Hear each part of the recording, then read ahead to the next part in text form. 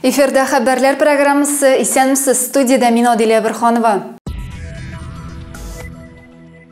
Татарстанда тарихта біз излебез фестивале башланды. Бәйгене республиканың архив эше буенча дәүләт комитеты оештыра. Катнашучылар жюри хөкеменә нәселнең шәҗәрә агачларын буыннан буынга тапшырылып килүче ядкәрләрен тәкъдим итә. Конкурсның район этабында 10 гаилә үз нәселе белән таныштырырга өлгерде. Тулырак киләсе видео язмада. Здравствуйте, гости дорогие! Тарихта біз излебез бәйгесе кунакларын җыр бию ипи-туз белән каршылыйлар. Зәйнең хезмәт сөючән бар яктан булган гаиләләре белән таныштыралар. Россия. Вот семья Захаровых из этой организации, очень дружная семья. Энергетик мәдәният сарае залында бәйгедә катнашучылар нәселләренә хас традиция, шәҗәрә агачын һәм яратып пешерелә торган ризыкны комиссиягә тәкъдим итәләр. Бусы безнең җигәреп җөргән аттың итеннән ясалган шыжык.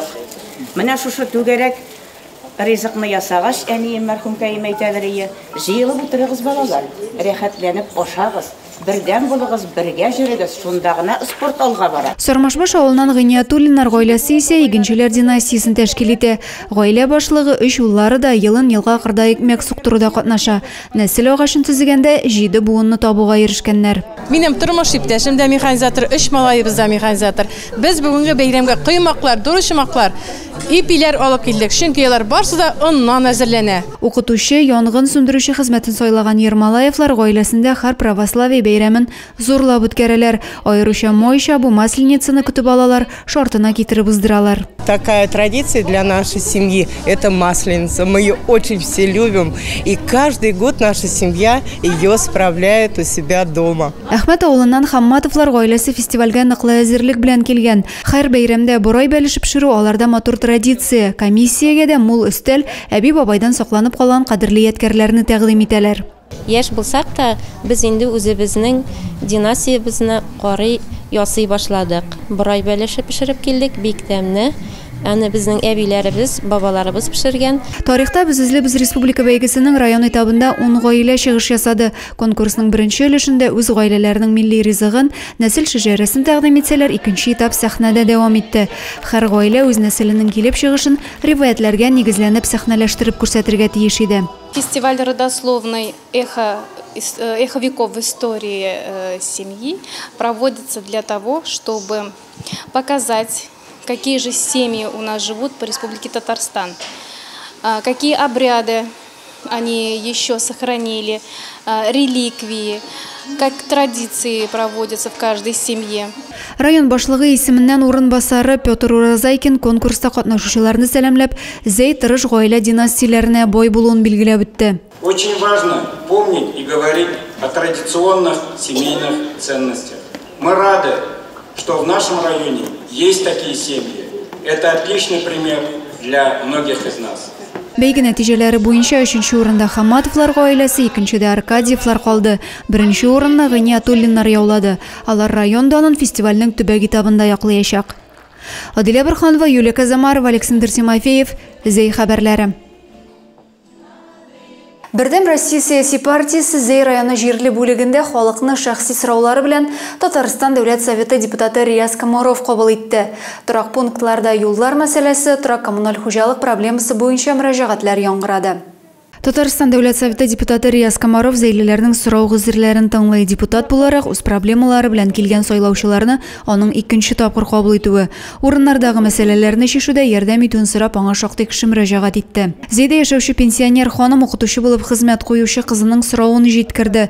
Ипотека буенча алынган фатирда яшәүче балалары инде озак вакыт кайнар судан файдалана алмауларын әйтте. Ипотечный дом 14 лет живет. И все время я только один вопрос слышу, не вопрос, а проблему. Теплообменник, теплообменник, теплообменник. Нет горячей воды. Депутат сорау гызырларының уңай хәл ителәчәгенә ышандырды. Шәхси сораулар буенча кабул итүдән соң ул 6нчы мәктәптә булды. Чөнки 2007 елдан бирле ул әлеге мәктәпне үз шефлыгында тота. На протяжении, наверное, 20 лет, где-то примерно, да, вот 6-я школа является нашей подшефной школой. Да. За эти годы вложено очень много средств на капитальный ремонт, на материально-техническое обеспечение. Быел мәктәпнең урам ягы коймаларын алыштырганнар. Иң күп укучы мәктәптә террорга каршы саклык чараларының яхшы куелуы бик мөһим. Биредә эш 90% вакытта башкарылган. Адилә Бурханова, Юлия Казамарова, Александр Тимофеев, Зей хәбәрләре. Ноябрьнең 3-нче якшәмбесе юл һәлакәтендә һәлак булганнарны искә алу көне буларак билгеләп үтелә. Быел ул 17 ноябрьгә туры килә.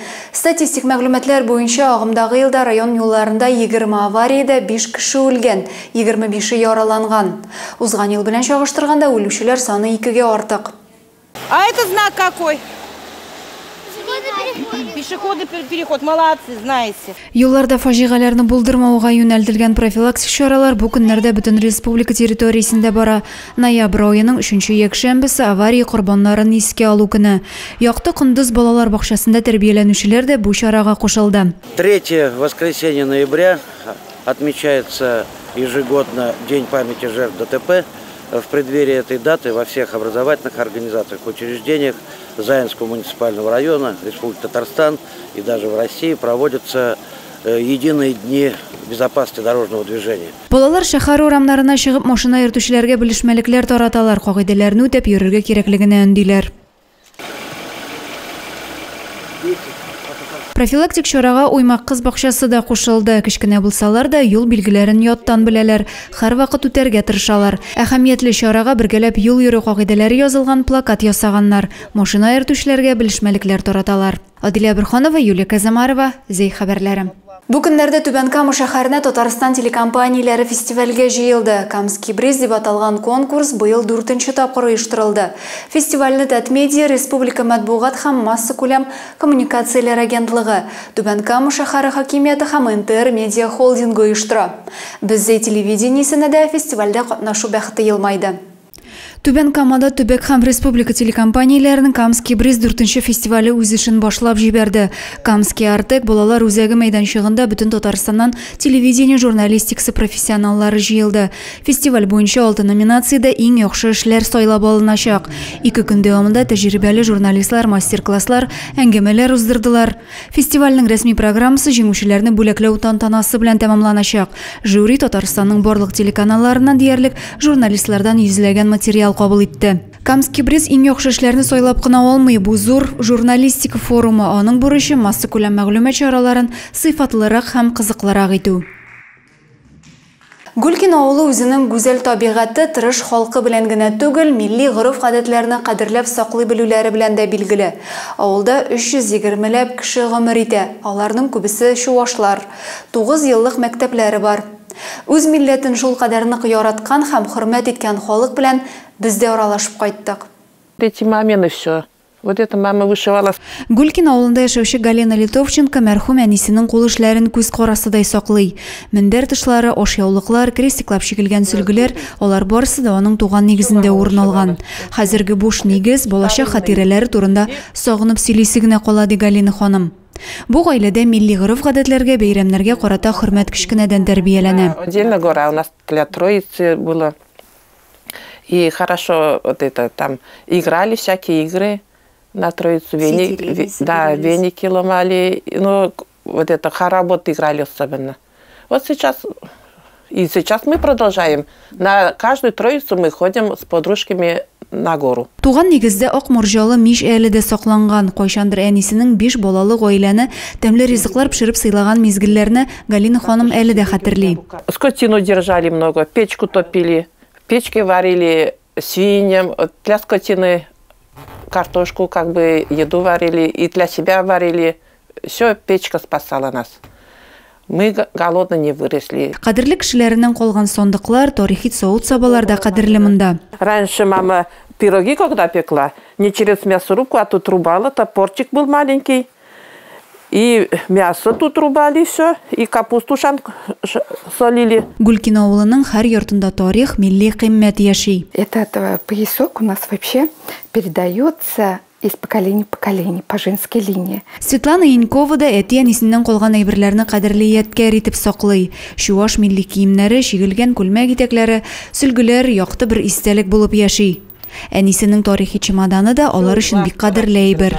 Данный чемодан очень для нас дорог в том, что наша мама ездила на торф. Менә шулай телне, милләтне, гореф-гадәтләрне саклап киләчәк буынга җиткерүдә, тарих чылбырын өзмичә гасырларга тапшыруда бергә дус һәм тату булып яши бирәләр Чуваш авылы Гүлкиндә. Кыва-кыва карзенсем хам булами, карлак сине ларзада юрлами, карлак сине ларзада юрлами.